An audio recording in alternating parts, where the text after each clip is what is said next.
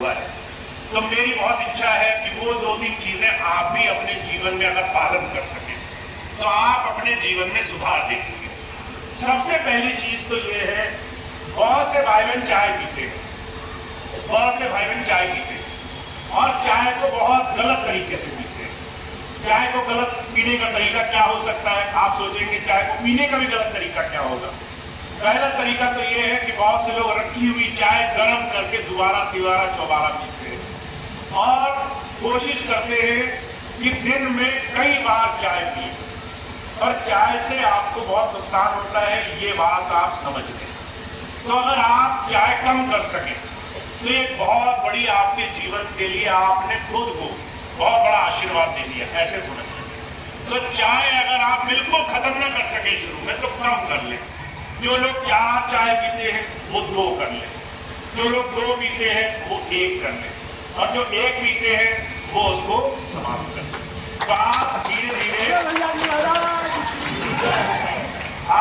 धीरे अपने जीवन से इस चाय को निकालने का संकल्प धीरे से लेना शुरू करें।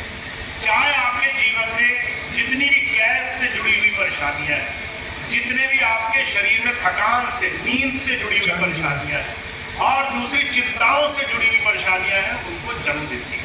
बहुत सारे और दूसरे चर्म रोग, दूसरी बहुत सारी परेशानियां होती हैं, उसको भी ये चाय जन्म देती है। दूसरी खास बात यह है, जब मैं अभी पिछले 10 साल पहले जब हमारा हिमाचल में सत्संग हुआ, जब हम वहाँ गए, एक सत्संगी भाई ने वहाँ में चाय के बागानों में ले गए, तो उन्होंने दिखाया कि जो चाय होती है, वो जो चाय पत्तियां होती है, वो सब बाहर निर्यात हो जाती है, विदेशों में चली जाती है, और जो उसके नीचे का बुरादा रह जाता है उसे दूसरे केमिकल के साथ जोड़ करके आपको बढ़िया चाय दे दी जाती है। तो आप वर्षों से चाय पी रहे हैं, चाय को कम करना है।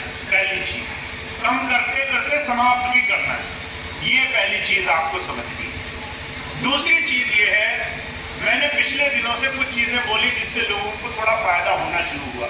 बहुत से भाई बहन आज ऐसे हुए जो आज शुगर की परेशानी से ग्रस्त हैं, ऐसे लोग हैं जिनको दवाई के बगैर काम नहीं चलता है, ऐसे लोग हैं जो शुगर के साथ बहुत सारी बीमारियां हो गई। तो शुगर के 2 बहुत बड़े इलाज हैं और वो हमारे भाई बहनों को जरूर करनी चाहिए। पहली चीज तो आप ये करें कि आप अपने जीवन में, बहुत आसान चीज है, आप हफ्ते में 1 बार उपवास जरूर रखना शुरू करें। उपवास रखना क्या होता है? उपवास का जो आध्यात्म में अर्थ है वो है कि अपने मालिक के नजदीक बैठना, अपने गुरु के, अपने प्रभु के नजदीक बैठना।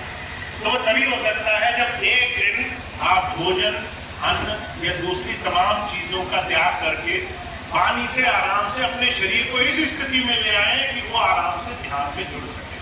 तो बहुत से लोग ऐसे हैं जो एकदम नहीं कर पाएंगे, तो धीरे धीरे शुरू करना है।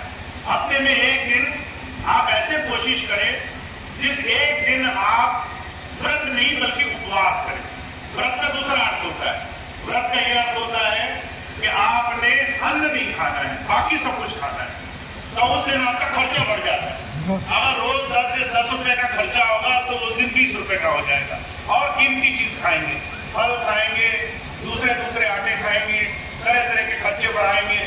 तो व्रत नहीं रखना है, उपवास रखना है। उपवास का मतलब है आप आराम से 1 दिन जल पिए, या फिर कोई भी काढ़ा बिना चीनी बना करके हल्का सा पिए, या फिर आप उस दिन नारियल पानी या नींबू पानी, और उस दिन 1 दिन आप कोशिश करें धीरे से भोजन को धीरे धीरे आप 1 दिन के लिए छोड़ने का प्रयास करें। ये शरीर के लिए बहुत अच्छा है और इससे आपके 2 बहुत अच्छे काम हो जाएंगे। पहला तो आपका वजन अच्छा बनने लग जाएगा, दूसरा काम आपका ये हो जाएगा, कि बहुत सारे रोग आपके ठीक हो जाएंगे। अभी पिछले दिनों एक भाई को मैंने कहा कि तुम किसान तो हो नहीं, तुम रिक्शा तो चलाते नहीं हो, तुम्हें 3 टाइम खाने का कोई अधिकार नहीं है,